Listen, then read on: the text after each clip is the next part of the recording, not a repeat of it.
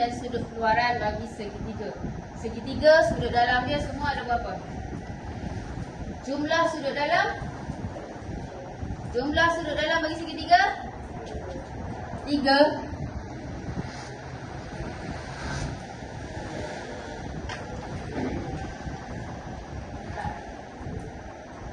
Okey.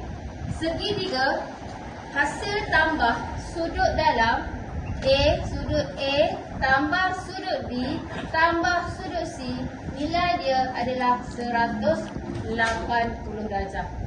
Ini adalah bagi sudut apa? Sudut pedalaman. Bukan pendalaman dah. Sudut pedalaman. Pendalaman tu dalam kampung.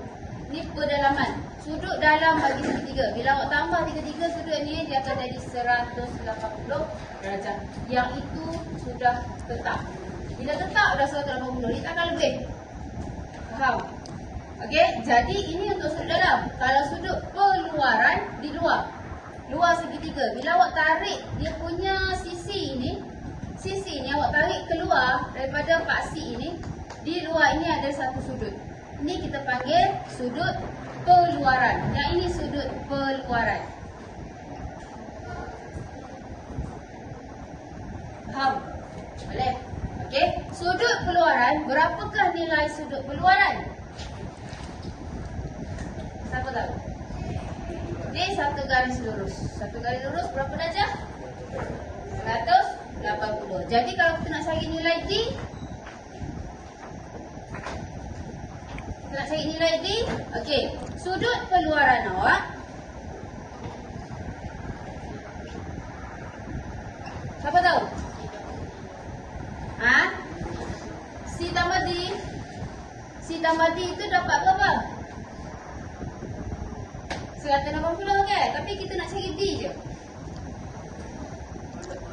Ya, tolak. D sama dengan 180 darjah tolak dengan C. Itu dapatlah sudut keluaran. Sama juga kalau awak tarik yang ni kan? Awak tarik yang ni ke sini. Ni ada sudut luar. Nak cari sudut luar sini. Okey? 180 tolak dengan A. Faham tak? Sebab apa 180?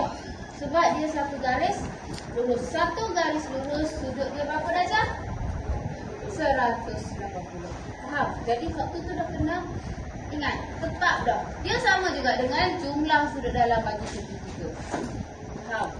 Okey, jadi hari ni kita tengok sudut dalam dan sudut luar bagi suatu segitiga. Boleh? Faham?